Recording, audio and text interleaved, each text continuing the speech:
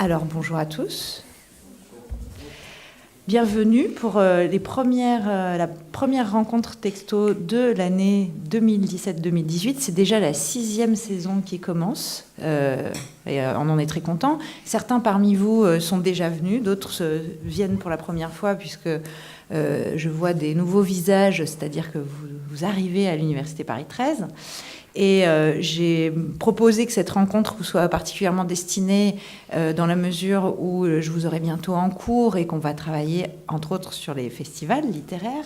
Et donc, je me suis souvenue qu'Arnaud lui-même est conseiller littéraire du Festival Hors Limites, donc on pourra parler de cela après avoir abordé son nouveau roman, qui s'intitule « Des châteaux qui brûlent ». C'est un titre emprunté à une chanson de Neil Young. Je me permets de te demander d'emblée pourquoi tu as choisi ce titre-là. Arnaud, bienvenue. Bonjour, merci. En fait, j'avais ces 3 citations, les 3 qui se retrouvent là au début du livre. Je les avais depuis longtemps. Et en fait, c'est autour de la seconde qui est une citation magnifique, une citation du philosophe américain Emerson, qui vivait aux alentours de 1850-60, et qui dit « Vivre, ce n'est pas s'excuser ». Et donc, c'est cette citation-là que j'essayais de tordre dans tous les sens pour essayer d'en tirer un titre, parce que « Vivre, ce n'est pas s'excuser », c'est très beau comme idée, mais par contre, à l'oreille, c'est mal rythmé, c'est mal cadencé. Et donc, je me disais, ça fait pas un bon titre. Alors, pendant un moment, je me disais, tiens, est-ce que ne pas s'excuser, ce serait pas mal? Alors, pendant un temps, ça a été ça, ne pas s'excuser. Et puis, plus on se rapprochait du moment de la publication, plus on se disait, non, il faut chercher encore. Et puis, tout d'un coup, je me suis dit, mais si je traduis le vers de Neil Young, les 2 vers, donc je vous les donne... Tu peux nous lire en anglais? Non, en anglais, non. Ah, en français? En français, ça donne « Ne te laisse pas abattre, ce sont juste des châteaux qui brûlent ». Et en fait, l'idée, c'est une idée qui est très forte, et qui, en vrai, contient presque tout mon livre. Ne te laisse pas abattre, ce sont juste des châteaux qui brûlent. Ça veut dire quoi? Ça veut dire que souvent, quand il y a la perspective d'une révolte sociale, les gens qui souffrent le plus et qui sont amenés à se révolter craignent en fait pour l'ordre qui les domine. C'est-à-dire, en fait, ils ont peur de renverser l'ordre qui les domine. Pourtant, ils en souffrent, très concrètement. Mais en même temps, on leur fait tellement comprendre que ça va être le chaos, que ça va être l'anarchie, que ça va être une catastrophe, etc., qu'en fait, ils en viennent à avoir peur pour leur patron, quoi, pour le dire vite, quoi. Et donc là, ce que dit Neil Young dans la chanson, c'est non, c'est pas toi qui brûle à ce moment-là, ce sont juste les châteaux, sous-entendu, c'est juste l'ordre dominant qui s'effondre, mais pas toi. Donc tu n'as pas à craindre à leur place, et au contraire, tu dois, ce que sous-entend la phrase, c'est au contraire, tu dois continuer ton effort pour te libérer, parce que ça n'est pas toi qui est en train de t'écrouler, de t'effondrer. Et donc je trouvais ça, d'abord je trouvais l'idée très belle, c'est pour ça que je voulais mettre cette citation au début du livre, et ensuite je me suis dit, mais si je le traduis, des châteaux qui brûlent, en fait ça fait un titre, ça. Et ce qui est assez amusant, vous savez, avec les titres, c'est un peu comme tout ce qui a à voir avec la poésie, c'est que en fait il n'y a pas beaucoup d'ambiguïté, c'est-à-dire quand vous vous dites, ah oui, ça c'est vraiment un très bon titre, ça loupe pas, tout le monde vous le dit aussi, quoi. Donc il y a certains de mes livres qui n'ont pas des titres très marquants, et puis il y en a un ou 2 autres où ça s'est imposé tout de suite, et puis oui, tout le monde me disait derrière, oui, ça c'est un très bon titre. Mais tu pensais à quel livre?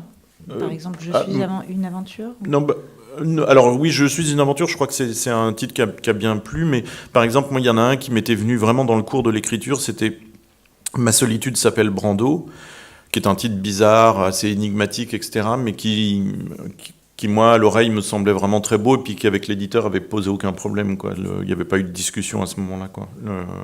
Je crois qu'il est énigmatique, mais résultat, cette énigme, elle est assez belle à l'oreille. Bon. Oui, donc vous entendez qu'un titre se décide en concertation avec l'éditeur. Alors, sauf s'il s'impose, mais ça fait partie du travail de pré-publication, disons. Et ça peut se comprendre, en fait, pour une raison qui est pas si simple que ça, en fait. Moi, je suis vraiment romancier, je ne suis pas du tout poète ou homme de théâtre ou je ne sais quoi. Résultat, qu'est-ce que ça veut dire d'être romancier? Ça veut dire j'ai besoin d'un certain nombre de pages et d'un certain nombre de péripéties pour dire ce que j'ai envie de dire sur ce sujet-là. Résultat, dans le principe, on ne devrait pas pouvoir retirer plus de 10 pages du livre. Évidemment, il y a peut-être des pages en trop, mais normalement, il n'y en a pas 50, quoi. Ou alors, c'est vraiment une erreur d'écriture. Et ça veut dire que j'ai besoin de beaucoup de place, ça veut dire que j'ai besoin qu'un thème s'ajoute à un autre thème pour produire quelque chose de beau. Le titre, c'est exactement la démarche inverse. C'est au contraire, c'est arriver à ramasser en très très peu de mots, quoi. Là, en 4 mots, et encore, c'est presque un titre long. C'est arriver à ramasser l'intuition qu'on a eue. Donc en fait, c'est un travail de poète à ce moment-là. C'est au contraire, c'est au lieu de se déployer dans le temps et dans l'espace, c'est au contraire essayer de dire à une vitesse extrême ce qu'on a voulu dire. Et donc c'est normal que... Enfin, moi, je trouve ça normal qu'un romancier n'ait pas obligatoirement de très bons titres tout de suite, quoi. Et je trouve ça normal, le résultat, que l'éditeur puisse avoir son mot à dire ou puisse aider à trouver un titre. Parce que moi, ma démarche, c'était au contraire pendant 5 ans de m'étaler et non pas de synthétiser.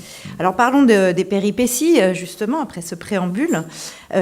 Si on considère les choses sous l'angle du traditionnel schéma narratif, la situation initiale, c'est un secrétaire d'État chargé à l'industrie d'un gouvernement de gauche, Pascal Monville.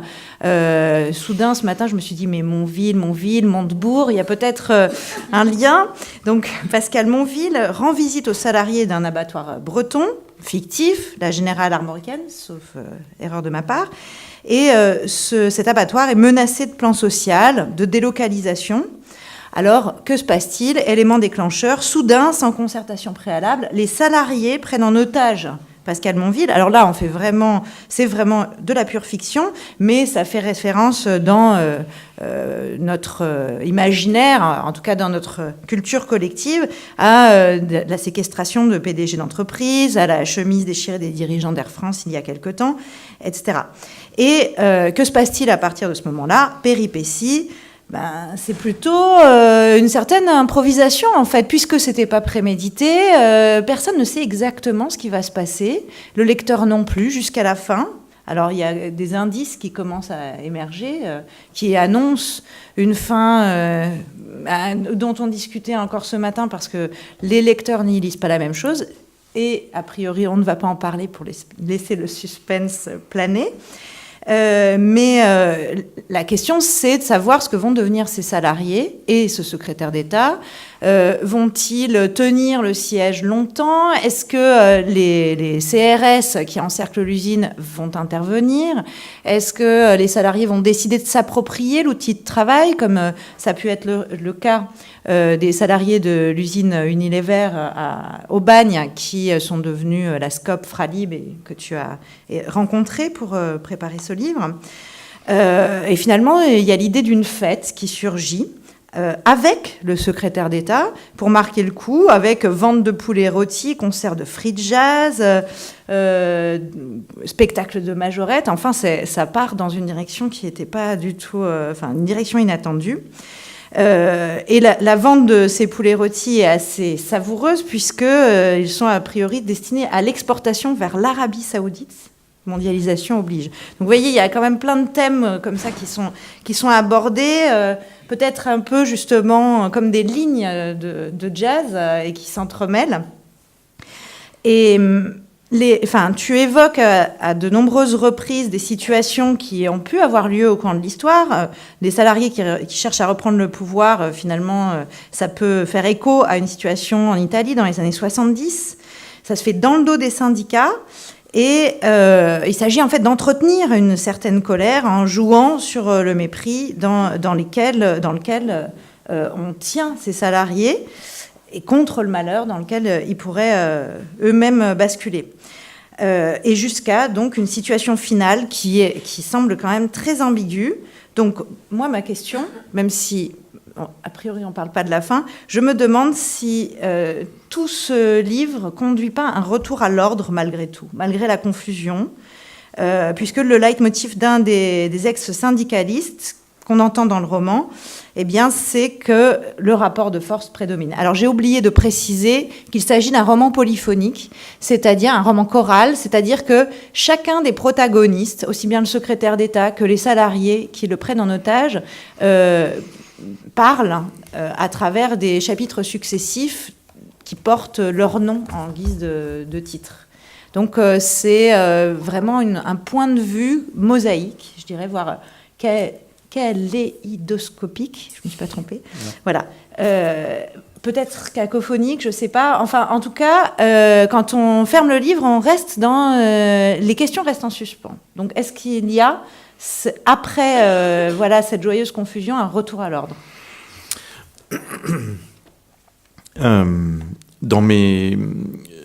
Il y a quelques années, j'ai pris conscience quels étaient les... En fait, là, c'est mon 14e ou 15e livre.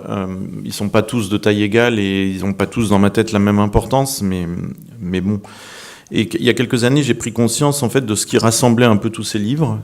Et grosso modo, une des figures qui m'obsède, et elle est présente donc dans tous ces livres, c'est à chaque fois la question de la métamorphose. Tous les types de métamorphoses, c'est-à-dire par exemple une métamorphose mentale, un personnage qui arrive à se réinventer, un personnage qui arrive à s'arracher à ce qui était prévu pour lui, sa famille, son horizon de vie, sa carrière. Des métamorphoses très physiques, par exemple, dans Animatrix, un roman, il y a le personnage, en fait, on le prend au début et à la fin, il est presque transformé en cerf, en chèvre, c'est pas bien clair, en jouant avec l'histoire d'Actéon. Il y a une autre métamorphose physique, c'est un roman pour ados qui s'appelle Les Normes, et où je m'arrête sur la vie d'une jeune collégienne en classe de 5e, 4e, l'année de ses règles. Et donc, de comment, tout d'un coup, la transformation de son corps change aussi son rapport au monde et aux autres autour d'elle. Bref, à chaque fois, ou même le livre sur Roger Federer, j'imagine Federer au moment où il est figé dans son statut de plus grand joueur de l'histoire, et tout le suspense dans le livre, c'est va-t-il réussir à se remettre en mouvement, va-t-il réussir à retrouver une forme d'énergie, de transformation. Ce truc de métamorphose, pour moi, il est vraiment très important parce que ça dit plein de choses. La première chose que ça dit, c'est que j'ai pas un regard sur les gens qui est un regard figé. C'est un regard qui est toujours en sympathie. C'est toujours un regard qui est avec une notion d'espoir et puis débarrassé de cynisme. C'est-à-dire, je pense pas qu'on soit tous intégralement programmés, ni par nos conditions de vie sociales, ni par notre origine sociale ou culturelle, etc. Je pense qu'on est toujours sur le seuil d'une liberté qu'on peut arriver à prendre ou qu'on peut ne pas arriver à prendre, mais avec cette question de la métamorphose, vous voyez, je montre les individus toujours en train d'être capables de changer. Donc, pour moi, il y a d'emblée là déjà, il y a de la politique là-dedans, quoi. C'est-à-dire dans cette obsession de la métamorphose, il y a déjà, ça dessine déjà un peu un horizon politique. Si vous prenez les livres de Houellebecq dit qu'on est intégralement programmé de A à Z par son milieu social, par l'époque dans laquelle on est, par ses névroses sexuelles, etc., etc. Moi, je suis vraiment, mais complètement à l'opposé de ça, et beaucoup plus curieux et respectueux des individus, que ce soit des personnages de fiction ou des personnages réels. Dans ce roman, c'est aussi, en fait, d'une certaine manière, c'est aussi une métamorphose qui est en cours. Pourquoi ?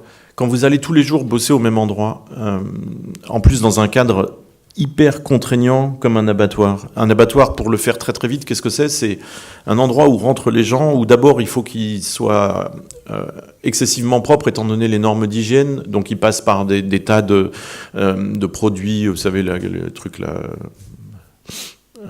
de nettoyage. Pour se nettoyer les mains, etc. Ils endossent des blouses, ils mettent une charlotte, ils mettent des trucs aux pieds, etc. etc. Donc, tout d'un coup, ils apparaissent dans le cadre du travail vis-à-vis de leurs collègues avec une sorte de carapace qui les rend complètement anonymes. Il n'y a plus qu'un bout de visage qui apparaît, mais il n'y a plus rien des vêtements qui transparaît, etc. Donc, c'est un cadre très, très contraignant qui te carapaçonne. Et là, tout d'un coup, donc, parce que l'abattoir est en train de s'effondrer sur le plan économique, il décide de tout bloquer.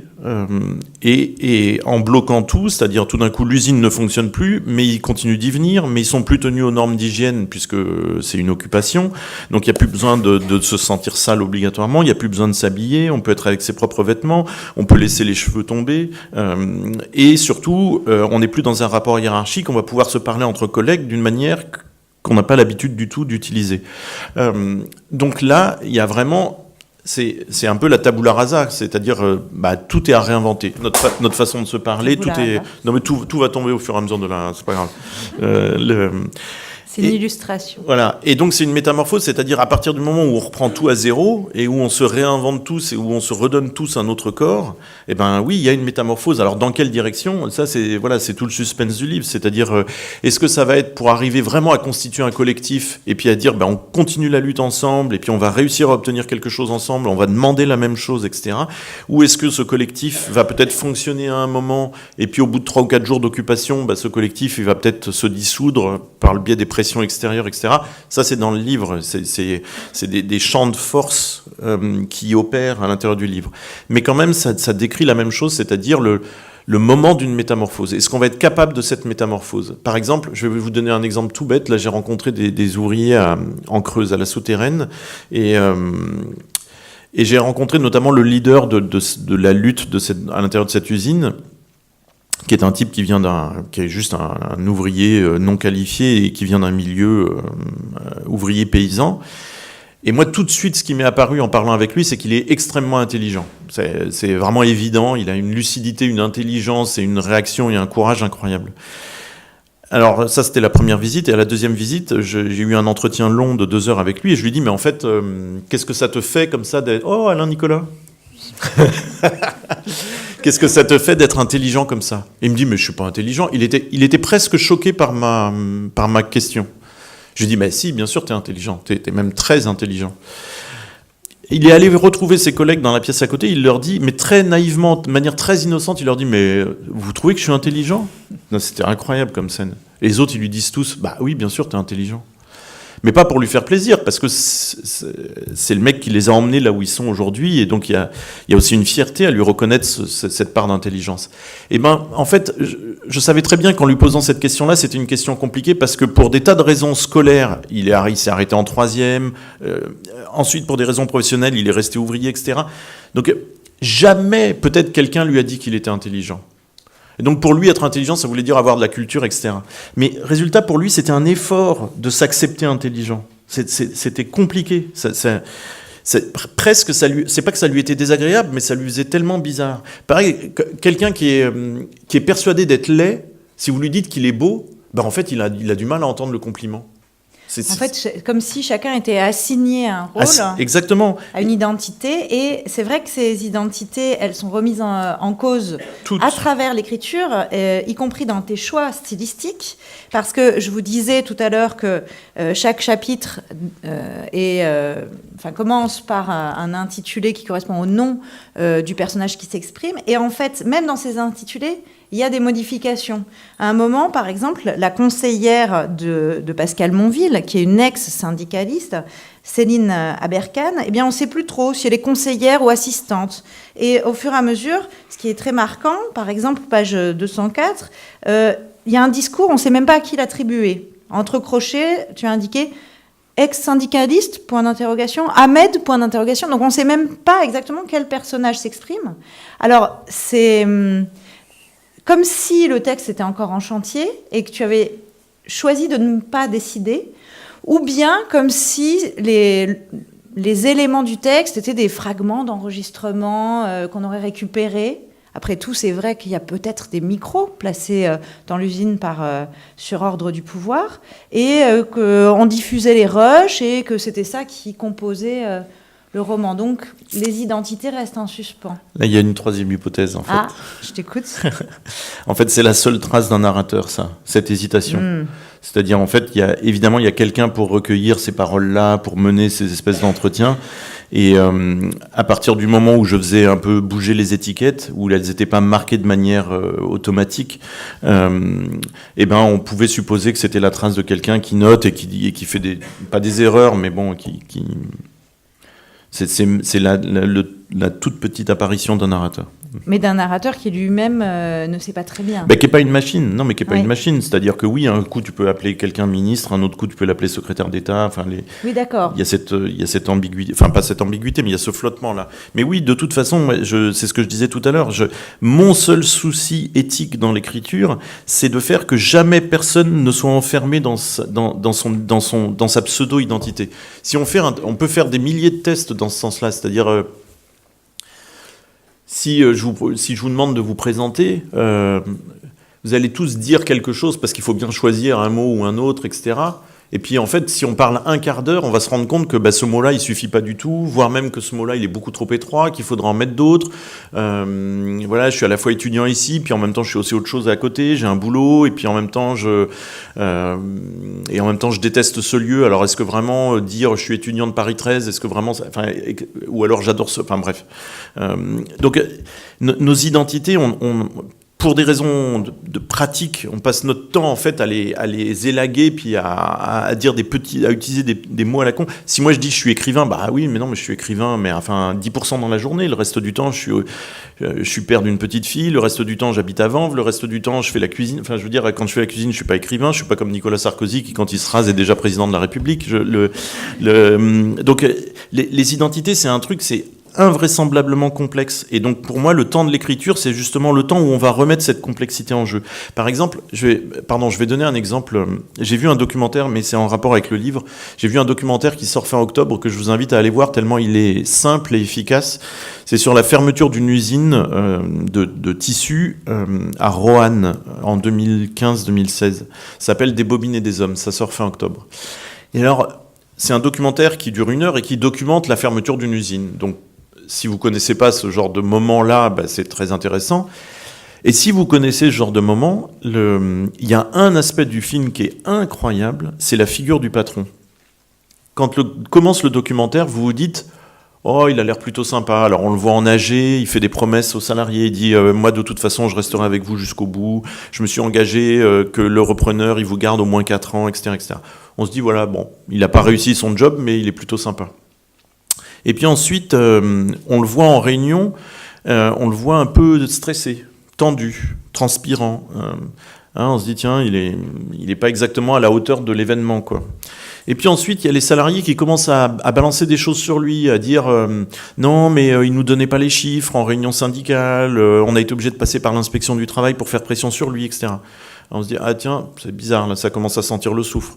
Puis ensuite, on apprend que finalement, il part juste avant la cession de l'entreprise parce qu'il a été recruté par un chasseur de tête. Donc il quitte le navire juste avant le naufrage. Alors là, on se dit, oula, non, t'es vraiment pas à la hauteur du truc, mec, c'est pas bien de faire ça. Et puis ensuite, on apprend qu'en fait, il a siphonné les comptes de l'entreprise. Et puis ensuite, à la toute fin, on apprend par l'intertitre qu'il a siphonné les comptes de l'entreprise suivante qu'il a dirigée. Oui. Mais sauf que ce qui est fantastique, c'est que ça ne contredit pas du tout ce qu'on s'est dit au départ. C'est quand même un pauvre type. C'est ça, c'est pas genre un type qui jouait le pauvre type et puis qui en fait est une charogne. Non, c'est à la fois une charogne et c'est quand même un pauvre type parce que les premières images, quand il tremblait, quand il avait peur et que physiquement il n'arrivait pas à défier les ouvriers, en fait il était réellement ce pauvre type-là. Il jouait pas la comédie. Ça, je me dis voilà, ça c'est typiquement, que ce soit du documentaire comme dans le film dont je parle ou du roman, c'est typiquement ce qu'on cherche dans l'écriture. C'est-à-dire ces moments d'incroyable ouverture, fragilité des signes qu'on utilise en fait. Et tu essayes d'en rendre compte d'une manière très singulière puisque il y a la plupart des chapitres qui sont traversés par ce qu'on pourrait appeler des incises, des passages, vous voyez, qui sont un peu en retrait dans le texte et qui semblent traduire en parallèle de l'événement qui se déroule, c'est-à-dire la prise d'otage, ce qui se passe de façon collective, des pensées qui traversent l'esprit des personnages. Il se remémore quelque chose, en l'occurrence, là, si tu veux bien lire ce passage, Céline Aberkan se souvient de son ex, avec qui l'histoire d'ailleurs n'est peut-être pas tout à fait finie, et puis on ne sait pas non plus ce qui va se passer. C'est pas comme si c'était une histoire en parallèle qui aboutissait à une résolution. Non, c'est ce qui nous arrive à tous finalement. C'est-à-dire qu'on est tous à la fois là et pas là. Elle dit d'ailleurs qu'elle-même, alors qu'elle est investie quand même d'un rôle important, et elle-même, elle fait semblant peut-être. Alors je te laisse commenter et lire aussi c'est tout simple. C'est je veux dire, on est tous en même temps présents et en même temps ailleurs, dans n'importe quel moment de notre vie, même dans les moments les plus graves. Ça arrive souvent que dans des événements graves, il y a des gens qui ont vécu ce moment-là et qui disent que en fait à ce moment-là ils pensaient à une blague, ou en fait à ce moment-là ils ont souri parce qu'ils ont vu un truc qui était beau. Là on peut en même temps écouter ce qu'on est en train de se dire et puis en même temps penser aux crevettes pas fraîches d'hier soir, ou au fait qu'on a fait l'amour et que c'était vraiment très bien, et ça veut pas dire qu'on n'est pas complètement absent. Tout ça se mélange. Donc là, tu rends compte peut-être de l'inconscient en même temps que... Pas l'inconscient, non, justement, non, parce que l'inconscient c'est vraiment encore une autre question, c'est plus compliqué, etc. Non, vraiment plutôt le flux de conscience. Mais pourquoi? Donc là, il y a une situation d'urgence. Je veux dire, il y a tout le GIGN qui est autour de l'usine, etc. Donc c'est une situation d'urgence et très très crispante. Mais même dans ces moments-là, je pense qu'on est quand même fait de plein de choses et de pensées différentes. Donc c'est plutôt pour marquer un petit peu ça. Et ensuite, c'est pour marquer aussi l'idée que quand on fait de la politique, puisque là, c'est vraiment une question politique, sociale, quand on fait de la politique, on le fait aussi avec ce qu'on est. C'est-à-dire, c'est pas juste... on combine des idées dans notre tête, on combine un programme idéologique dans la... Non, quand on va en manif, on y va aussi pour draguer. Mais ça ne veut pas dire qu'on n'y va pas pour des raisons politiques, mais sauf qu'on sait aussi que ça va être justement un moment de désordre, on va pouvoir faire des connaissances, on va pouvoir... ou si on n'y va pas pour draguer, en tout cas, ça peut se trouver que tout d'un coup... en fait, désordre et désir, c'est aussi là que une certaine liberté peut s'insinuer. Ouais. Donc là, on va lire à deux juste pour que ce soit clair, mais en vrai, c'est la même personne qui s'exprime, donc il faudra arriver à ne pas lire à deux. Et puis, c'est pas un passage que j'ai relu, c'est Judith qui le propose. De retour sur le parking de la zone industrielle, je vais flotter sans me sentir légère. Passer tout l'après-midi entre l'enclume et le marteau. Sous la tente, cellule de crise et PC opération, je vais faire mine d'être à la fois ailleurs et là. Dans une réunion de desperado, je serai celui qui laisse les autres parler avant de se retirer sans avoir dit un mot, alors que le coup fumant qu'ils sont en train de préparer devrait aussi me rendre fou. Les autres paniquent en me voyant dédaigner ce plan génial. Qu'est-ce que j'aurais vu qu'ils n'ont pas vu ? En réalité, je suis paralysé. Le mépris du préfet m'a désarmé. Je ne suis qu'une mouche, je veux échapper au marteau et trouver un meilleur perchoir que cette enclume. Le secrétaire d'État m'a demandé un mémo sur Don Quichotte, alors on y va. Dans la tête, c'est comme si j'avais posé mes Santiago sur le rebord de la table. Et entre deux réunions, ils vont apercevoir sur mon iPad les portraits de Cervantes, des gravures et des peintures avec le chevalier, la gueule d'un Américain, Wells, qui a voulu adapter le roman espagnol au cinéma. Ils ne comprennent pas. Moi non plus, mais je fais semblant. Ce serait ça, un meilleur perchoir, la croupe d'un cheval qui n'a pas bouffé d'avoine depuis des semaines ? Mais aussi, pourquoi rendre service au secrétaire d'État alors qu'il m'a vendu tout à l'heure, j'en suis presque sûr. Ces gestes dans mon dos, quand je plaidais pour qu'on ne me renvoie pas de l'usine. Qu'espérer encore de ce bureau pourri qui est sous le regard permanent de toute l'usine et des compagnies de CRS maintenant, voire de ce GIGN dont les yeux percent les murs pour repérer les corps à la chaleur dégagée. Sa froideur, c'est bien tout ce qu'ils auraient pu repérer avec leur scanner thermique. Alors comment clarifier dans ces conditions quelque chose de nos rapports ou de ce que mon ville représente pour moi ? Est-ce que je ne dois pas rester ? La vexation ressentie tout à l'heure, quand ils m'ont exclu de l'endroit où ça se passe, où quelque chose se passe, quelque chose de fou en plus. Certainement, je dois rester. Le préfet pourrait me désigner médiatrice et me demander de m'assurer en premier lieu qu'il est correctement traité, mon ville. Mais je dois savoir que dès mon retour sous la tente, le préfet et le commandant de police me harcèleront de questions sur les salariés présents à l'intérieur. La direction leur ayant déjà fourni les plans des bâtiments, je devrais leur dire comment ils sont organisés à l'intérieur et ce qu'ils ont l'intention de faire. C'est ça qui va se passer ? Bien sûr que oui. Alors quoi ? 19h30, tout le monde se chauffe. Et puis pitié, épargnez-moi toute allusion aux raisons qu'il pourrait avoir, à la colère du petit peuple ou je ne sais quoi. C'est un problème de droit commun, strictement. Pourquoi vouloir les sauver du fait divers dans quoi tout ça pourrait basculer alors qu'ils m'ont viré comme une ennemie de classe ? Car on y est, c'est ce que visera le préfet. Par fidélité à ce dédain qu'il a peut-être hérité, il empêchera toute lecture sociale de l'événement. Ils ont changé mon ville de pièce. Les gendarmes ont compris ça grâce aux jumelles. On ne sait pas où ils se trouvent. Il y a maintenant trop de journalistes. Il faut préparer le point presse qui suivra le premier contact avec leurs représentants. Ils ont dit en début de soirée, et nous y sommes. Et rien. 20h30. Les chaînes généralistes espéraient quelque chose pour le 20h, elles sont furieuses. Les chaînes d'infos continuent jubilent, elles auront encore une fois la primeur de l'événement. Pourquoi avoir quitté Youssef ? J'étais heureuse avec lui. Qu'est-ce qui m'a poussée à partir ? Quand est-ce que j'ai décidé ça ? En février ? En mars ? Quand est-ce que j'ai intégré le cabinet ? 21h30. Le préfet s'agace. Matignon exige un appel tous les quarts d'heure, mais tant que l'usine ne bouge pas, à quoi bon ? Oui, nous sommes prêts, oui, nous avons imaginé des scénarios en concertation avec une unité de secouristes et la police, oui, nous avons bien compris qu'une intervention des gendarmes serait une seconde catastrophe médiatique. Pour l'heure, vous inquiétez pas, ce n'est que le scénario numéro 4.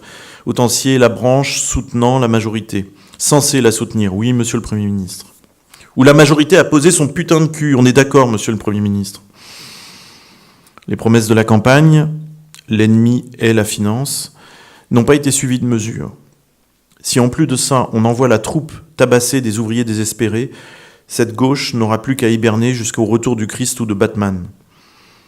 Le préfet récite sa leçon au téléphone, nous récitons la même. Je pense à Don Quichotte. Comme on bafouille une leçon, j'essaie de jongler avec les quelques éléments chopés sur Internet. Je suis tenté de surfer sur ma tablette pour en lire plus sur cette histoire de moulin. En Réunion, Monville répète assez, ici, partout, que les multinationales et les fonds de pension n'ont parfois que le pouvoir qu'on leur attribue. Regardez Monsanto. Est-ce qu'il ferait des procès aux petits paysans cherchant à faire pousser de vieilles semences si elle était sûre de sa puissance, cette multinationale cotée en bourse ? Ils nous suivent à la trace et nous taclent dès qu'ils peuvent. Ils paient des lobbyistes, ils soudoient des membres des cabinets ministériels pour savoir ce qui s'y prépare. Ils tremblent pour leur compte aux îles Caïmans. Cette morgue est une façade et un coup de poker. Ceux qui y croient ont la partie perdue. Ces firmes ne sont pas des géants, mais des épouvantails. Nous sommes les seuls à parler de guerre, mais ne vous y trompez pas. Ils savent parfaitement que notre première victoire serait de choisir enfin une autre place où se tenir. Ils nous voient entre le marteau et l'enclume. À nous de leur montrer que nous sommes l'un ou l'autre. Le marteau qui cogne ou l'enclume qui s'en cogne. Quand ils consentent à parler de guerre économique, c'est en désignant leurs semblables, d'autres firmes. Mais ils savent très bien que le billard est à 3 bandes et que nous sommes potentiellement plus inquiétants. Les géants, les épouvantails. Est-ce que c'est pas comme les moulins de Don Quichotte dans son discours ? Voilà. Ça, depuis 4 mois, je l'ai entendu peut-être toutes les semaines. Faut-il vraiment que je lise tout le roman, 2 tomes sur Amazon, pour comprendre sa demande ? Peut-être est-ce tout simple. Il utilise cette image depuis longtemps et veut vérifier qu'il n'y a pas de bêtises. Il n'y aurait pas de sens caché ni dans le texte de Cervantes. Il veut ce mémo pour pouvoir continuer à tenir ce discours. Alors quoi ? Une chose me pousse vers Monville dans l'abattoir. Si c'est politique, je ne veux pas trahir, mais j'ai trahi Youssef en quelque sorte. Est-ce que ce n'était pas me trahir, ça ? C'est le discours de Monville qui m'a donné l'impression de respirer ? Alors, il est beaucoup question de Don Quichotte. On peut même dire que c'est une métaphore filée tout au long du roman. Céline Aberkan part en quête des représentations, enfin des adaptations de Don Quichotte à l'écran, avec l'idée que ça a été toujours un échec, qu'aucun cinéaste n'a pu l'adapter, jusqu'à ce qu'elle tombe sur Albert Serra lui-même, le seul qui ait réussi à l'adapter à l'écran. Et en fait, c'est comme une histoire parallèle, mais qui reprendrait, enfin qui est une mise en abîme de cet essai de lutter contre un pouvoir, comme Don Quichotte lutte contre les moulins à vent. En fait, oui, donc Céline, comme elle est dès le début de la séquestration, il la renvoie. Donc Céline, c'est quasiment le seul personnage à évoluer à l'extérieur de l'usine. à la fois, elle est furieuse qu'on l'empêche de vivre ce moment aussi fou. Elle est furieuse qu'on l'éloigne de Montville, alors qu'elle se disait, mais tiens, si je suis enfermée avec lui, ben peut-être que notre histoire va enfin prendre forme un peu, puisqu'elle est donc attirée par lui. Et donc, elle est à l'extérieur. C'est très frustrant pour elle. Et en même temps, c'est aussi un peu nécessaire parce qu'elle vient du milieu syndical. Elle a voulu prendre ce poste-là au ministère en se disant, je vais peut-être plus servir ma classe en étant au ministère qu'en étant en usine. Et donc, elle est dehors, et c'est peut-être un peu mieux pour elle aussi, parce que justement, en étant à ce point déchirée politiquement, humainement, elle se serait retrouvée dans une situation vraiment intenable. Et il lui demande, juste avant qu'ils se séparent, donc de faire un mémo sur les adaptations au cinéma de Don Quichotte. Et elle se rend compte qu'il y a un cliché qui circule en permanence sur ça, qui est de dire que ce roman-là est inadaptable, que jamais personne n'a réussi à le faire. Donc Orson Welles a essayé et il n'a pas réussi. Terry Gilliam, ça fait 4 fois qu'il essaye, apparemment ça y est, c'est à nouveau en tournage, mais ça fait 4 fois que le tournage a été planté, etc. etc. Qu'est-ce qu'il y a derrière ça ? Il y a l'idée de la fatalité, c'est une idée qui plaît beaucoup aux journalistes. Ils ont l'impression que tout d'un coup, il y a une histoire à raconter, quoi. Tout d'un coup, il y a les dieux qui empêchent qu'on fasse une adaptation de Don Quichotte. Donc ça plaît énormément, c'est une idée assez terrible. Et pour moi, pourquoi j'utilise cette petite partie-là d'histoire, en plus dans le roman, c'est que depuis une trentaine d'années, l'idée d'une révolte sociale en Europe, elle est devenue complètement chimérique. C'est-à-dire, depuis une trentaine d'années, depuis Reagan aux États-Unis, depuis Thatcher en Angleterre, le néolibéralisme ou l'ultralibéralisme a vraiment fait circuler l'idée, qui a été accentuée ensuite par la chute du mur de Berlin, a fait passer l'idée qu'il n'y avait pas d'autre ordre économique possible que le capitalisme le plus sauvage, le plus dérégulé, le plus violent. Et vous savez, il y a cette phrase de Thatcher qui est une phrase très très connue, qui est souvent résumée par Tina, T-I-N-A, « There is no alternative ». Il n'y a pas d'autre monde possible, il n'y a pas d'autre construction économique possible. Cette phrase-là, qui circule depuis 30 ans, que beaucoup d'économistes et d'hommes politiques assènent, je pense que depuis 30 ans, elle a complètement écrasé la possibilité d'une révolte. C'est-à-dire que, puisqu'il n'y a pas d'autre ordre possible, eh ben, les gens qui devraient vouloir un autre ordre possible n'ont même pas d'idée en tête. Avant, quand il y avait une idée de révolte, on disait, bah oui, bah si, il y a le système communiste, donc allons-y. Sauf que le système communiste, la chute de l'Union soviétique a tellement été surexploité justement pour dire maintenant, bah, même le communisme, vous voyez bien, c'était une erreur, c'était une dictature, c'était un régime totalitaire, que les gens n'ont pas d'autre modèle dans la tête. Donc résultat, tout le monde croule depuis 30 ans en Europe avec cette idée que l'ordre dans lequel on est, c'est une fatalité, la dérégulation du travail, c'est une fatalité, etc. etc. Et qu'est-ce qu'elle découvre, Céline, en faisant ce travail sur les adaptations de Don Quichotte ? Elle découvre qu'en fait, non, il y a bien un réalisateur qui a réussi à l'adapter, en 2004 ou 2005.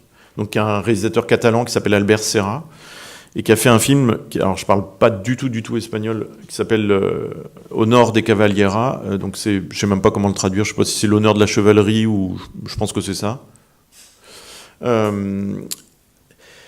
Et que donc, en fait, c'est pas vrai qu'il y a une malédiction sur ce roman, puisqu'il y a bien un personnage qui a réussi à le faire, et en plus, c'est un film magnifique. C'est un film très bizarre, mais c'est un film absolument magnifique, avec juste 2 personnages et totalement silencieux. Et donc avec un petit budget... Budget ridicule, etc. Donc c'est vraiment David contre Goliath, quoi. C'est-à-dire les gros réalisateurs qui avaient toujours essayé, ils n'y arrivaient pas, et puis là, tout d'un coup, il y a un mec qui sort de nulle part et qui, pour son premier film, réussit à faire ça.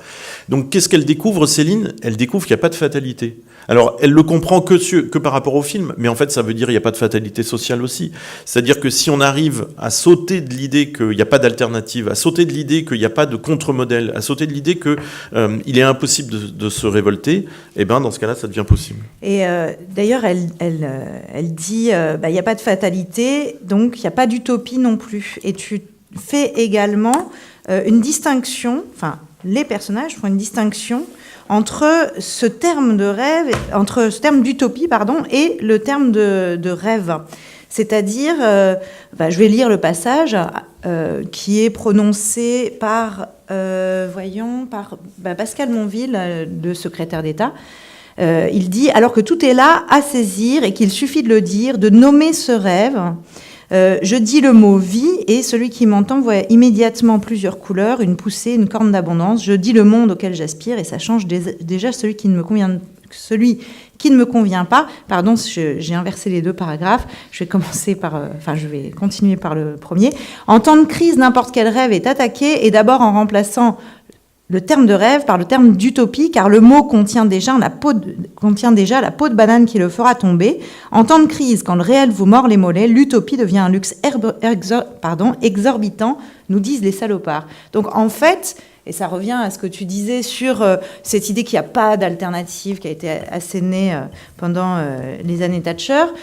Si on commence à dire oui, mais enfin, c'est une utopie de penser que les ouvriers peuvent s'approprier leur outil de travail, donc c'est inaccessible. Alors que si c'est un rêve, ça devient quelque chose qu'on peut s'approprier et transformer, en faire quelque chose de réel. Voilà. Ouais. Donc le langage, là aussi, est très important. Oui, il devient une arme. Ah, mais bien sûr, mais en fait, c'est pour ça que c'est quand même un travail littéraire. Là, peut-être que je vous donne l'impression d'avoir écrit un pamphlet politique, mais absolument pas. Moi, ce qui m'intéresse, c'est vraiment la littérature et l'écriture. Donc, en quoi ça consiste ? C'est-à-dire que quand on voit que tous les médias, ou grosso modo la quasi-totalité du système politique en Europe, nous dit, tenez, la réalité, elle se décrit comme ça. Donc la réalité, c'est ces mots-là, c'est cette façon-là de décrire les logiques économiques, etc. Mais n'importe quel artiste, que ce soit un réalisateur de clips vidéo, un slammer, une danseuse, une écrivaine, etc., n'importe quel artiste se dit, mais non, mais c'est bizarre, parce que moi, on me dit de regarder là et on me dit de nommer les choses comme ça. C'est-à-dire, par exemple, dernièrement, sur France Inter, était invité un des concepteurs de la loi travail numéro 2. Et le journaliste, c'était un entretien d'une demi-heure, et le journaliste, dans toutes ses questions, parlait de licenciement, et le conseiller de Macron, dans toutes ses réponses, parlait de séparation. Au bout d'une demi-heure, tu finissais par t'en rendre compte que systématiquement, il remplaçait le mot licenciement par le mot séparation. Et tu te dis, mais ça, c'est ultra conscient, c'est préparé, ils ont fait une réunion pour en venir à dire, tiens, on va remplacer licenciement par séparation, mais ça change toute la réalité. Donc n'importe quel artiste, la danseuse, la réalisatrice de clips vidéo, l'écrivain, etc., n'importe quel artiste se dit, mais puisqu'on veut à tout prix que je nomme ou que je regarde la réalité comme ça, je vais immédiatement enquêter pour voir s'il n'y a pas moyen de décrire la réalité autrement, si la réalité elle n'est pas constituée aussi d'autres choses, quoi.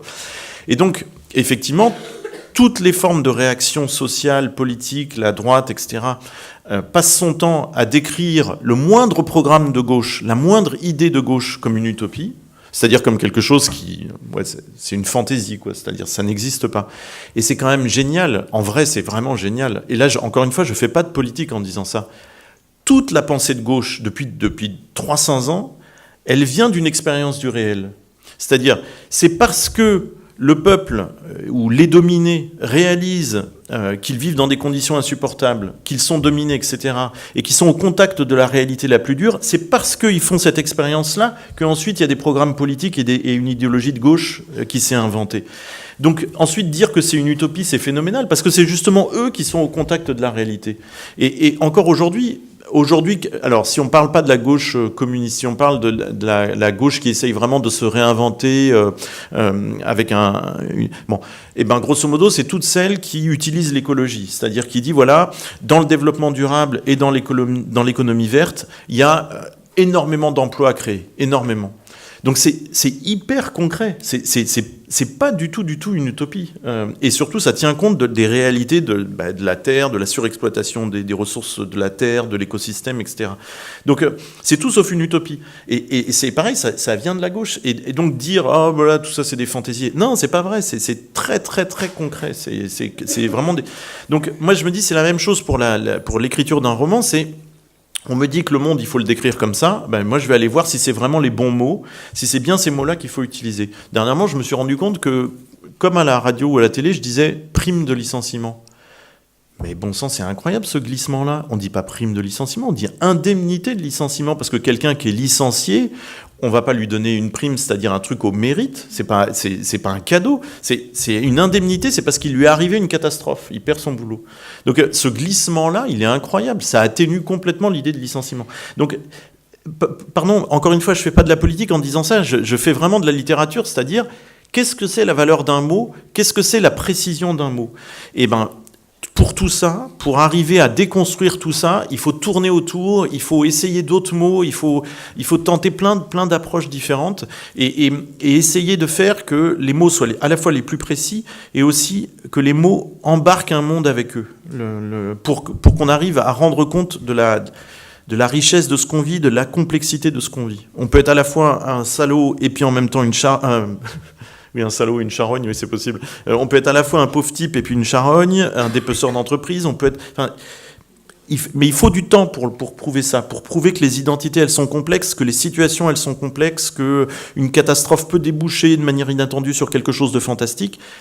Mais pour qu'on comprenne ça, il faut avoir montré qu'il y avait le fil du fantastique qui était en train d'apparaître.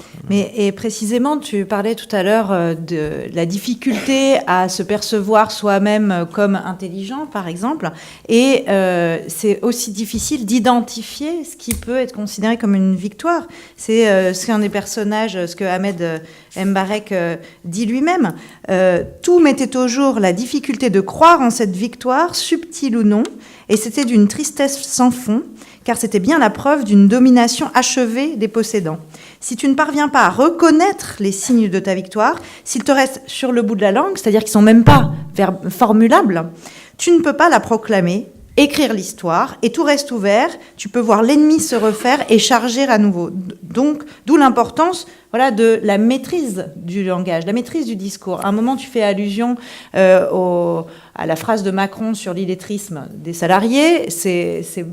Ben oui, mais regarde, par exemple, cette anecdote, elle est incroyable. Peut-être vous vous en souvenez. Donc, Macron avait dit, après une visite à l'usine GAD, qui est un abattoir de volailles aussi, et de plats préparés et tout ça, il avait dit, voilà, elles sont illettrées, et donc elles ne peuvent pas prétendre à un autre travail, parce qu'elles ne peuvent pas passer leur permis de conduire, et donc elles ne sont pas mobiles, elles sont condamnées à rester dans leur truc. Cette phrase, elle avait fait justement scandale parce qu'elle disait tout son mépris pour les gens dominés, justement. Donc je fais référence à ce truc-là dans le livre, mais il y a une chose que j'ai laissée de côté, et je l'ai fait volontairement alors que c'est une anecdote tellement belle, tellement forte. Comme ça a fait scandale, Macron a décidé ensuite de revenir quelque temps après dans l'usine, presque pour s'excuser, mais évidemment c'était pas présenté comme ça. Et soi-disant c'était une visite secrète, sauf que ça a fuité, et donc on sait ce qui s'est passé ce jour-là. Et bien qu'est-ce qui s'est passé ce jour-là ? Les femmes qui avaient beaucoup témoigné pour dire à quel point elles s'étaient senties insultées, elles lui ont offert un paquet de pâtes alphabet. Mais non, mais c'est pas tellement connu, mais c'est dément. C'est dément parce qu'en fait, elles ont été insultées, elles l'ont dit aux caméras qu'elles étaient blessées par cette sortie-là. Mais ensuite, la réponse qu'elles choisissent, c'est-à-dire, par exemple, on pourrait très bien dire, tiens, Macron revient nous voir, et ben on va lui sortir ses 4 vérités, on va lui dire toute notre colère, on va lui dire à quel point on est blessé, etc. Et qu'est-ce qu'elles font ? Mais elles font un truc, oui, qui est moins spectaculaire, mais qui est tellement intelligent, qui est tellement fin pour le renvoyer à sa médiocrité et à sa violence. Je veux dire, au lieu de répondre à la violence par la violence, tout d'un coup, elle lui montre qu'elles sont au-dessus de lui, qu'elles sont mais bien au-dessus de lui, tout en étant illettré.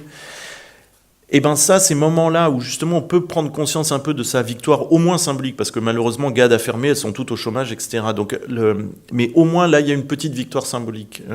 Et évidemment, comme par hasard, c'est justement pas celle qui est connue. Ce qu'on connaît, c'est l'offense qui leur a été faite, et malheureusement, la réponse n'a pas circulé de la même manière, alors qu'elle est assez superbe, cette réponse-là. Et oui, une autre réponse possible, c'est par exemple le fait de sortir des protocoles qui sont ceux de l'usine pour finalement s'échapper par exemple par la danse. Et si je fais cette allusion-là, c'est parce qu'on a évoqué un deuxième passage qui est de lecture possible avec Christiane qui raconte comment Sylvie se met à danser pendant la fête qu'organisent les salariés. Et il est aussi question de langage.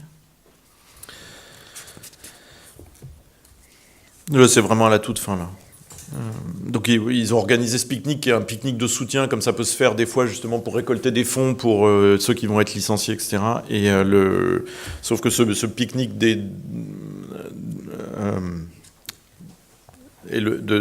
comment dire, est un peu sans contrôle et donc il se passe des choses un peu bizarres. Est-ce que tu veux que les dialogues... Non, c'est bon, je vais le couper. Ouais. Au moins, nous, on a les mômes. Pour s'occuper, en effet, les enfants qui ont toujours fini plus tôt ont commencé à rassembler les os des cuisses et les pilons. Évidemment, la cintrée s'en est mêlée. Dès qu'elle peut ne pas être avec nous, ça, t'es certain, tu peux compter sur elle. Elle a distribué les ordres et ils sont devenus ses petits soldats en rigolant. Si c'est pas un sortilège, ça. Sylvie, c'est tout à fait le genre de personne sur qui les gosses jettent des cailloux, normalement. Mais là, non. Ils lui ont comme apporté leurs os. C'était comme ces cadeaux qu'on fait aux dieux ou aux ancêtres. Ils les déposèrent à ses pieds. Elle leur parlait, mais comme à des oiseaux. J'aurais pu dire qu'elle était un peu bourrée, mais je sais qu'elle ne boit pas. Alors quoi ? Peu importe. Assez vite, ils n'ont pas suffi, ces os. Et les trolls ont commencé à ramasser ceux des adultes, qui avaient des carcasses complètes à leur donner. Et ils les déposaient aux pieds de Sylvie avec douceur, mais aussi désinvolture. C'était bizarre. Mais dans le langage des gosses, ça veut rien dire du tout, cette désinvolture. C'est que des gestes en liberté. Et elle s'est vite trouvée encerclée par les carcasses. Les gamins étaient excités par ce qui était en train de se dessiner et ils se sont mis à presser ceux qui mangeaient encore, qu'on termine vite. Il leur fallait de nouvelles carcasses. Ils nous les auraient presque ôtées de la bouche. Ils étaient sérieux, on n'a pas réussi à les calmer. Ils voyaient quelque chose. Pour certains, c'était même une fièvre. Sylvie, soulevée par le tas qui se formait à ses pieds, sous ses pieds. Sylvie presque portée par les os des bêtes, les cartilages et la structure de cathédrale de toutes ces petites cages thoraciques que chacun venait de sucer, de dépioter à la recherche de la chair goûteuse. Et elle s'est retrouvée au sommet de ce monticule bizarre, d'os passés par toutes les bouches pour renforcer la vie de chacun. Vigie comme au devant d'un bateau ou montée en haut du mât, les yeux exorbités par une vision qui était peut-être la même que celle des enfants et peut-être une autre, qu'elle voyait beaucoup apparemment dans les carcasses, car elle semblait vouloir ne pas marcher dessus. Est-ce qu'elle craignait d'enfoncer leur cage thoracique, de leur écraser les ailes ? C'est quoi le délire ? Ne pas leur faire mal ?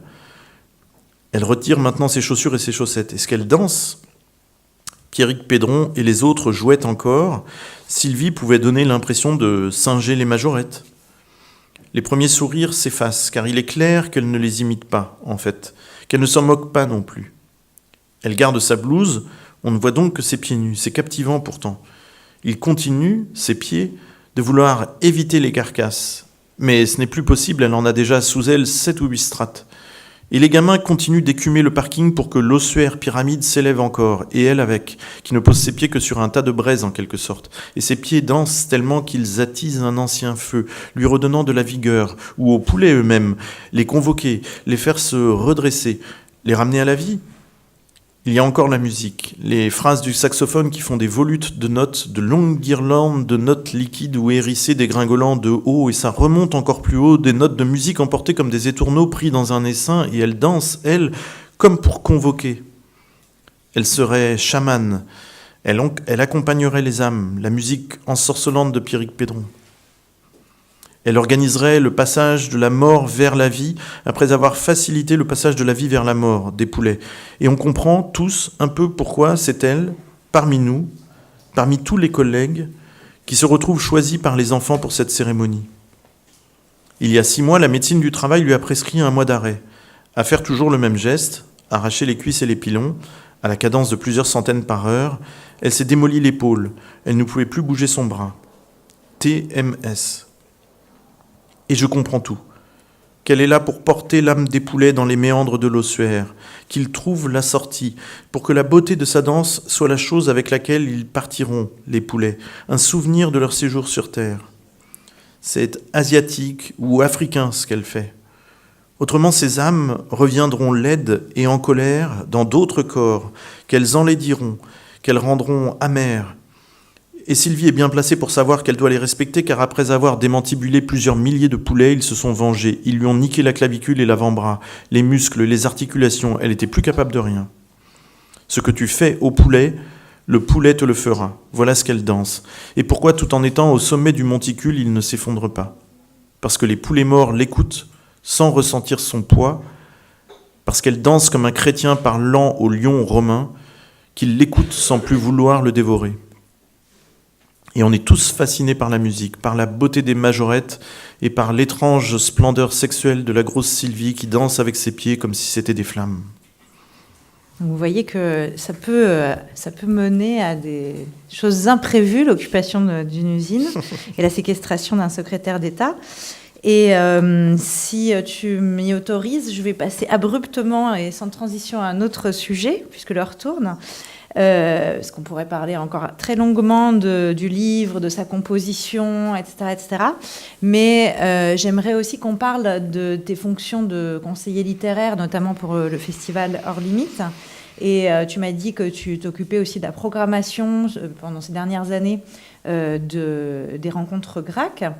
Donc, je vais citer Virginie Freinet, ici présente, qui est partenaire des rencontres à l'université, et qui m'a dit à plusieurs reprises que tu étais un grand lecteur de tes contemporains. Que c'était... et que, en fait, ça va avec tout ce qu'on a dit sur la puissance du langage, sur l'importance de faire entendre d'autres voix que celles qui sont diffusées à travers les médias. Voilà, celles qui s'expriment à travers des livres. Tu m'as dit tout à l'heure que la littérature, finalement, c'était un mode de diffusion lent de la parole et de la pensée. Alors, déjà, effectivement, pourquoi ça te paraît important d'occuper ces fonctions-là ? Et puis, comment ça se passe ? Et là, j'invite les étudiants qui, en principe, ont préparé des questions à ce sujet sur la programmation littéraire pour un festival à intervenir. Je vais d'abord, avant d'aborder vraiment strictement la question du festival, je reviens un peu en arrière. Moi, je n'écris pas pour retrouver ma voix dans les livres que j'écris. Et je trouverais ça même assez sinistre, en fait. Si j'écris, c'est justement pour essayer de sortir de ma propre voix, de sortir de mes propres pensées, pour arriver à les complexifier, pour arriver à ce que mes pensées soient plus riches. Pour moi, écrire de la littérature, c'est vraiment comme ouvrir la fenêtre le matin quand on a au réveil. C'est-à-dire tout d'un coup, il y a de l'air frais qui rentre dans la chambre. Pour moi, écrire, c'est à la fois cette démarche-là et c'est aussi cette joie-là, c'est-à-dire que je sais pas, c'est agréable d'ouvrir la fenêtre le matin. Tout d'un coup, voilà, on sort du lit, c'est pas très agréable, mais il y a ce truc-là de respirer un autre air, un air. Bon, c'est pareil dans l'écriture. Donc, le but du jeu, c'est pas que je m'y retrouve dans les livres, mais au contraire, plutôt que je m'y disperse et que je m'y use. Et c'est pour sortir d'une espèce de solitude, c'est-à-dire l'idéologie, l'esthétique romantique depuis le 19e siècle fait croire aux artistes, quel que soit leur support, fait croire aux artistes que voilà, tout ça tombe du ciel, il y a un truc un peu élu, il faut trouver sa propre voix, etc., sa petite musique. Et tout.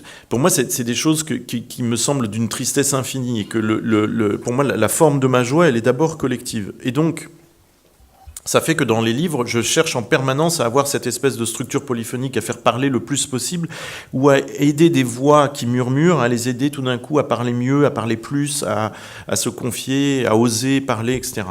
En fait, ça va très bien avec le fait d'avoir accepté de m'occuper de ces festivals-là. Pourquoi ? Parce que si j'étais au contraire si je me disais, tiens, le but du jeu dans mon parcours littéraire, c'est de m'affirmer comme une voix singulière, je défendrais jalousement mon territoire et je me désintéresserais royalement de mes contemporains. Je passerais mon temps à balancer des pots de bananes et puis à dire à quel point ils sont médiocres ou nuls.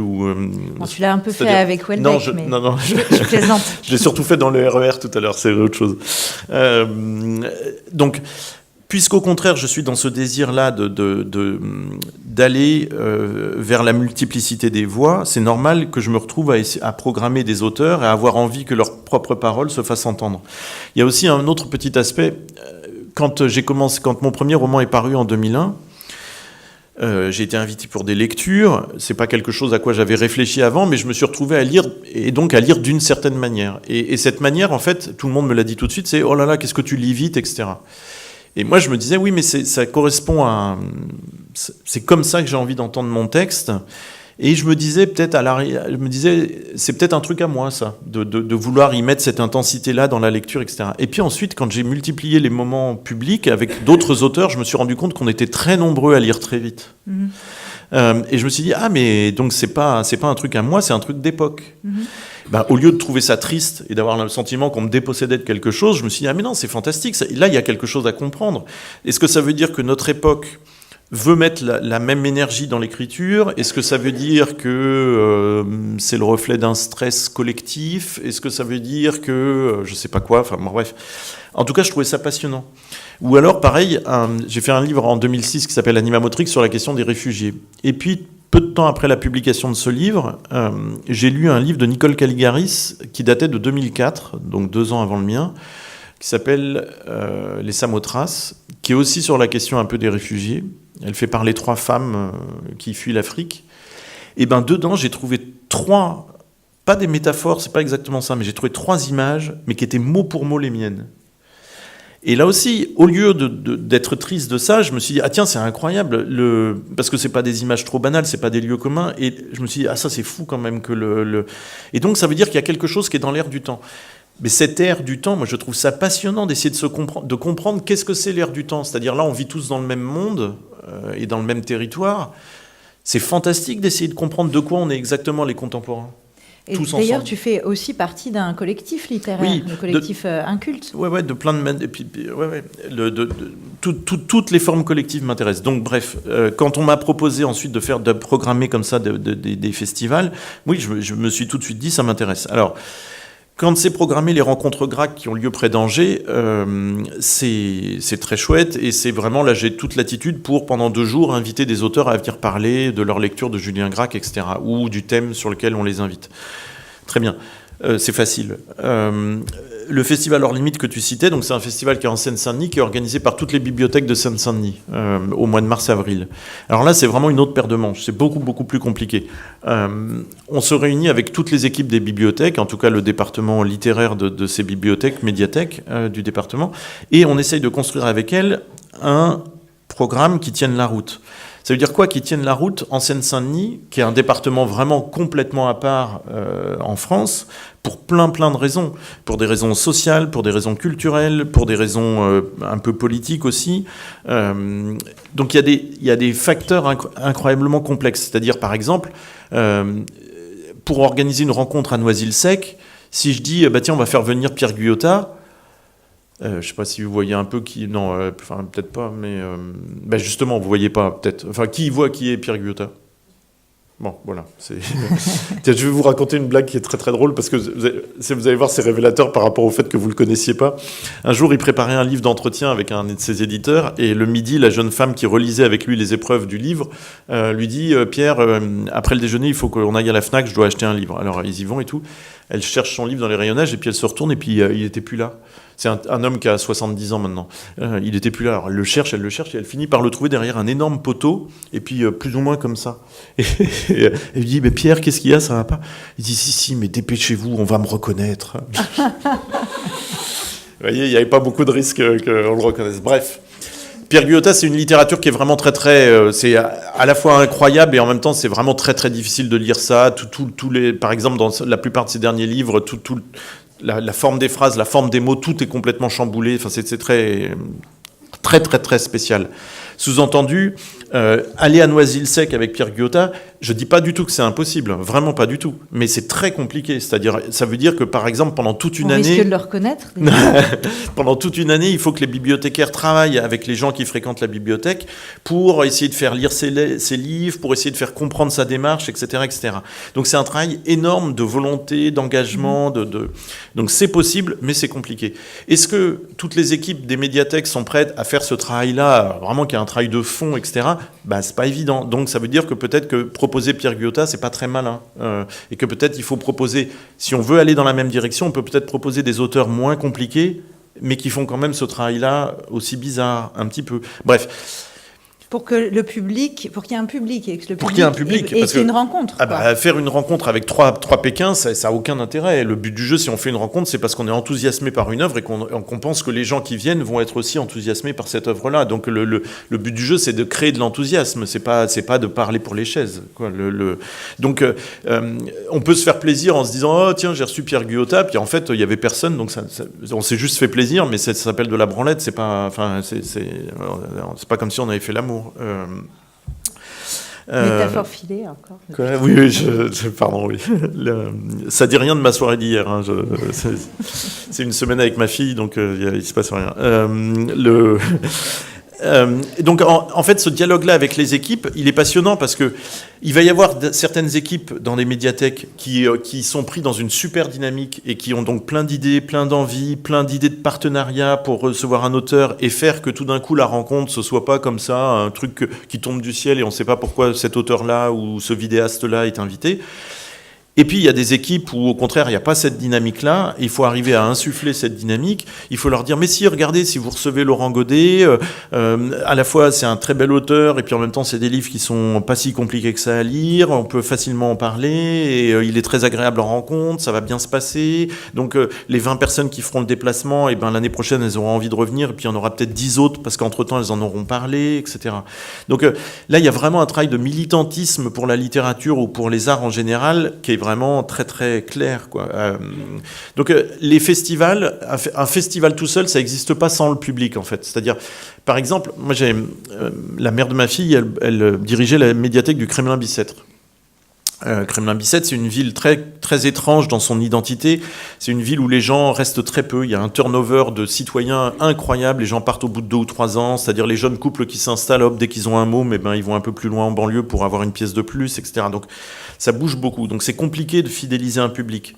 Et un jour, elle se baladait dans la bibliothèque, et qui est une bibliothèque toute neuve, magnifique. Et elle s'est rendue compte que le mercredi, toutes les assistantes maternelles sont toutes ensemble au coin presse. Elles se mettent toutes en cercle, elles sont une vingtaine, elles bavardent entre elles, pas en français du tout, elles sont toutes originaires d'Afrique subsaharienne, etc. Et pendant que les mômes, ils sont à l'heure du compte, les petits, etc. Et elle se dit, mais là, ces femmes-là, qui ne viennent ni pour la presse, ni pour les livres, et qui ne suivent pas l'heure du compte, elles sont là. Pendant 1 heure, elles sont là. Il faut qu'on fasse quelque chose avec elles. Il faut qu'on leur propose quelque chose, quoi. Et parce qu'elles n'ont pas à se sentir exclues de la sphère culturelle. Mais sauf que c'est à nous de comprendre comment on peut les séduire, par quoi on va pouvoir arriver à les intéresser. Peut-être par un truc un peu extérieur à l'art. Mais ensuite, elles seront là dans le bain, elles se sentiront chez elles se sentiront acceptées dans la bibliothèque. Et peut-être qu'elles y viendront au début pour la presse. Et puis peut-être qu'ensuite on pourra monter un rayon dans les langues qu'elles sont capables de lire et pourquoi pas avoir une dizaine de livres en bambara ou etc. Donc en fonction des territoires, la question elle se pose vraiment, quoi. Et en Seine-Saint-Denis, elle se pose partout avec des réponses à chaque fois très différentes, mais c'est un boulot passionnant. Et la chance de la Seine-Saint-Denis, c'est qu'il y a toujours eu une politique culturelle très volontariste, avec beaucoup d'argent pour la culture, beaucoup d'argent pour les bibliothèques, beaucoup d'argent pour la littérature, et ça a un peu résisté à la crise. Ça, c'est aussi l'énorme succès de la chose, c'est que à la faveur de la crise et des restrictions colossales que les collectivités ont à subir du fait du désengagement de l'État, la Seine-Saint-Denis a continué de vouloir croire dans ces programmes culturels-là, et elle n'a pas trop rogné dessus, un peu mais pas trop. Donc là aussi, c'est une opportunité dingue. Et c'est pas juste sur le plan du loisir ou du divertissement, c'est parce qu'il y a un enjeu d'éducation, de souder le collectif. Oui, en fait, ce qui se passe pour ce festival-là hors limite, c'est qu'on part du principe que inviter un auteur qui a déjà été invité à la télé, ça n'a pas beaucoup d'intérêt. C'est-à-dire que les médias se chargent de parler de qui de Amélie Nothomb ou de Michel Houellebecq. Donc nous, ça n'a pas d'intérêt de l'inviter et de lui servir encore la soupe. Donc on profite, c'est vraiment l'identité de ce festival, c'est inviter des auteurs qui, le reste du temps, n'ont pas accès comme ça à une diffusion importante. Et pourtant des auteurs dans lesquels on croit. On trouve leurs livres beaux, on trouve leurs livres beaux, et donc on a envie que ça circule. Et donc on se dit, tiens, nous faisons le travail que la plupart des médias ne font pas. Est-ce que vous avez des questions, justement, normalement, vous avez des questions par rapport à cette programmation Moi, j'en aurai encore plein, donc je vais vous laisser la parole. Qui se lance ?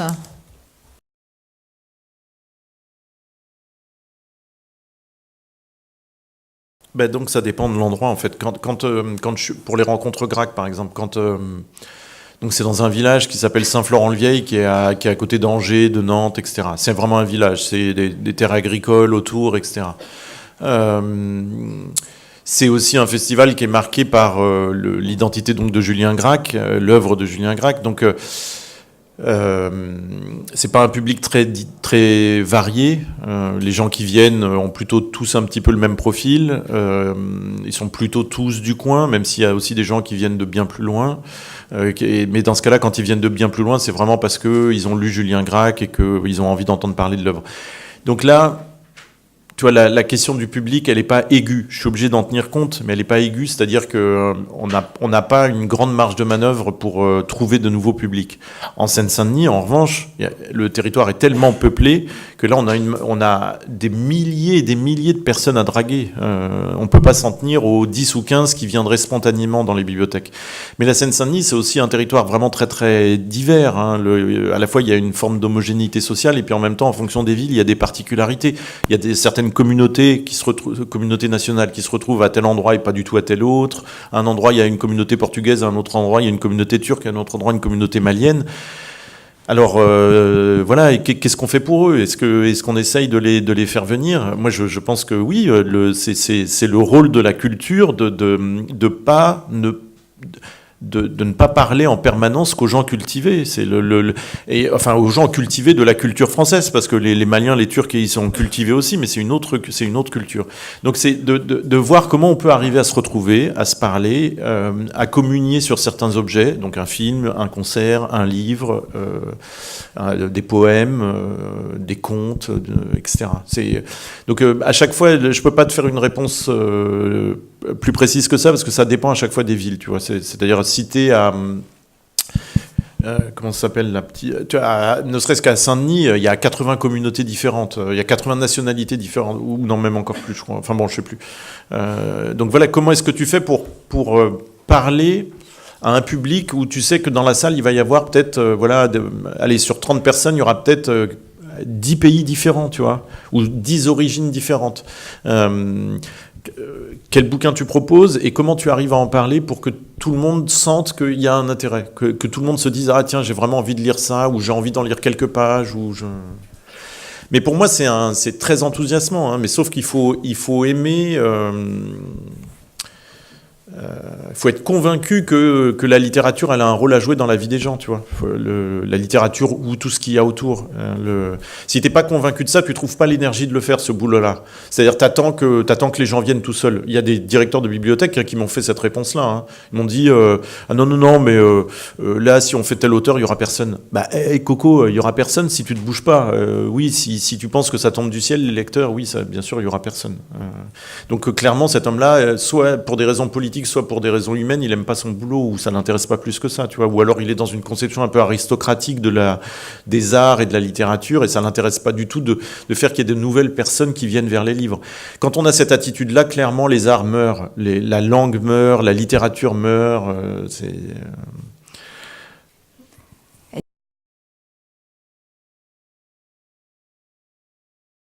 Alors, la première chose, c'est de partir de... Donc d'abord, c'est un dialogue avec les bibliothécaires de la ville, donc tu vois, pour chaque ville. C'est parler avec eux, pour savoir exactement où il est leur enthousiasme à eux. Parce que si je leur impose un truc qui leur parle pas du tout, si je leur impose Pierre Guyotat alors qu'ils n'en ont rien à faire et que ça les émeut pas, comme c'est pas moi qui suis sur le terrain, mais eux, toute l'année, ça veut dire qu'ils vont pas en parler. Tu vois, ils vont pas en parler aux usagers de la bibliothèque qui fréquentent la bibliothèque. Ils vont pas leur dire « Ah, vous pensez bien à venir le 15 mars, hein, on reçoit Pierre Guyotat ». Jamais ils vont leur dire, ils en ont rien à faire. Donc déjà, il faut que la proposition en amont, elle soit intelligente, cohérente. Il faut que je les ai écoutés, il faut que tu vois et que j'ai construit le truc avec eux, que ce soit leur bébé aussi. Ou alors donc, tu leur suggères, tu leur fais une liste de plusieurs noms. Alors oui, eux ils peuvent me faire des suggestions. C'est un dialogue. Il faut toujours que ce soit un dialogue. S'ils n'ont pas de nom, s'ils n'ont pas d'envie formulée, moi je peux leur proposer des choses. Je leur dis voilà, dans l'actualité, j'ai vu tel livre, et donc c'est intéressant. S'ils me proposent quelque chose que ça me semble pas très malin. Par exemple, s'ils me disent on voudrait faire un truc sur les bonnets péruviens pour les chats domestiques. Je dis, bah non, on va pas le faire. Tu nous parlais de oui, 1918 ou par exemple, voilà, tout à l'heure, anniversaire, voilà, anniversaire de une mauvaise suggestion. Les politiques, les comment on appelle ça, les élus à la culture dans les différentes villes, ils regardent que les calendriers des commémorations. Ils ont pas. Bon. Et donc là, il y a plusieurs équipes de médiathèques de Seine-Saint-Denis qui dans la première réunion nous ont dit nos élus nous ont demandé de faire un truc sur la guerre de 14-18. En vrai, on s'en fout complètement. Enfin, je veux dire, dans ce cas-là, on peut faire un truc sur les conquêtes napoléoniennes. Je veux dire, c'est pareil, c'est tellement vieux. Donc, juste faire un truc, à nouveau une exposition sur les tranchées de 14-18, non, en vrai, tout le monde s'en fout. Mais tout le monde, quoi. Donc, ça sert à rien de passer du temps à faire ça. Par contre, ce qu'on peut essayer de faire, c'est de voir les résonances de 14-18 aujourd'hui. Donc faire venir, par exemple, un essayiste qui aura travaillé sur l'industrialisation de la mort en 14-18 comparé à ce qui s'est passé dans toutes les autres guerres au XXe siècle par la suite. J'invente un exemple. Mais là, dans ce cas-là, ça résonnera un peu plus. Parce que dans ce cas-là, il y a des gens qui auront peut-être participé à 39-45, il y aura des gens qui auront peut-être participé à la guerre d'Algérie, ou alors qui auront été dans leur famille touchés par ça, et qui vont se dire « Ah tiens, 14-18 annonçait ces conflits-là, et donc je comprends mieux ce qui nous est arrivé dans la famille. » Bon, bref. Donc, quand les gens ont une proposition, ça suffit pas. Tu vois, tu dis pas « Oh, fantastique, vous avez une proposition », parce que des fois, la proposition, elle peut vraiment être à côté de la plaque, quoi. Et donc, tu dialogues, tu dis « Voilà, est-ce qu'on pourrait pas... Oui, d'accord, vous avez envie de recevoir tel auteur. Moi, je trouve que c'est pas fantastique. Mais je vous propose, sur le même thème, je vous propose un auteur qui me semble beaucoup plus intéressant, mais c'est sur le même thème. Donc, j'ai quand même tenu compte de ce que vous venez de me dire. » Alors, ça, c'est la première étape. Une fois qu'on est d'accord, qu'ils en ont envie, que je sens qu'ils en ont envie, on valide le truc, on dit « Voilà, ça va être tel auteur. » Bon, il faut encore que l'auteur veuille venir, mais ensuite, le travail, c'est effectivement d'aller chercher le public. Et moi, mon travail, c'est aussi de les aider à aller chercher le public, c'est-à-dire d'avoir les réflexes pour aller le chercher. Donc, si par exemple, je vais utiliser que des énormes clichés débiles, mais c'est pour aller vite. Si tout d'un coup, on s'est mis d'accord pour dire, tiens, on va recevoir un des plus immenses écrivains du XXe siècle et du XXIe, portugais, António Lobo Antunes. Qui se déplace plus, donc c'est un fantasme de ma part, mais on va le recevoir. C'est un auteur immense avec une œuvre incroyable. Bah, pardon, mais le premier réflexe, c'est d'essayer de voir si dans la ville, il n'y a pas une association portugaise pour leur dire attention, faites gaffe, d'habitude, vous ne fréquentez pas la bibliothèque parce que la littérature française ne vous intéresse pas, mais là, on va recevoir un génie portugais, enfin, venez. Donc, voilà, là, c'est le truc le plus bête. L'année dernière, on a fait une résidence liée au festival sur le sport, donc avec plein de façons de décrire le sport. On a fait le tour de toutes les associations sportives de la ville pour leur dire « Venez, d'accord, vous n'avez pas l'habitude de venir à une rencontre littéraire, d'accord, vous ne connaissez pas l'écrivain Pierre Sange, mais vous allez voir, ça va être super drôle parce que Pierre Sange, même si vous ne le connaissez pas, même s'il n'est pas grand public, c'est un type qui a énormément de malice. Donc vous êtes là parce que vous aimez le bodybuilding, mais si ça se trouve, vous allez être hyper content de participer à cette rencontre, ça va vous faire rire parce que Pierre a inventé des formes de bodybuilding qui n'existent pas du tout, etc. etc. Et alors, ils sont venus ? Oui, quelques-uns sont venus. Oui. Et c'était... Après, c'est compliqué de savoir ce que tu plantes, tu vois, parce que pour savoir ce que tu plantes, il faut attendre que la plante elle ait poussé. Donc si ça se trouve, les gens, dans 6 mois, ils vont se rendre compte qu'ils se souviennent encore de la rencontre avec Pierre Sange. Et là, ça va les intriguer.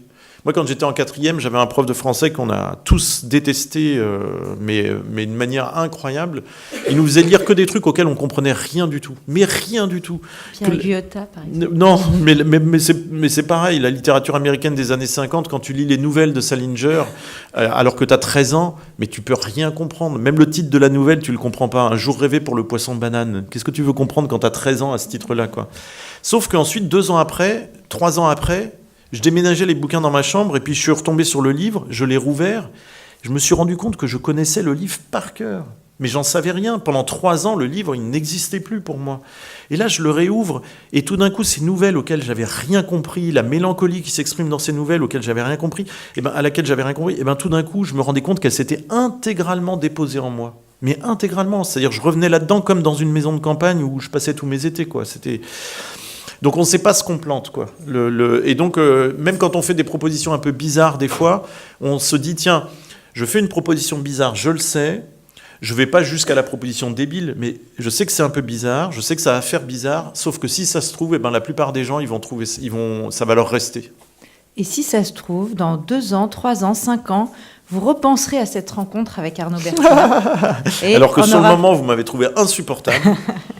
Et en fait, si je dis ça, alors qu'on pourrait continuer encore cette discussion assez longtemps, c'est parce que le buffet nous attend et qu'on peut continuer la discussion autour du buffet.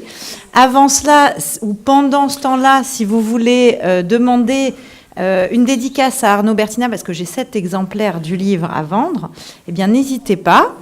Et voilà, et poursuivons donc la discussion autour du buffet. Et moi, merci je suis presque... à Arnaud. Et pardon, on t'a interrompu. Est-ce qu'on peut dire une blague? Bon, donc, si vous avez des questions, vous pourrez lui poser en privé.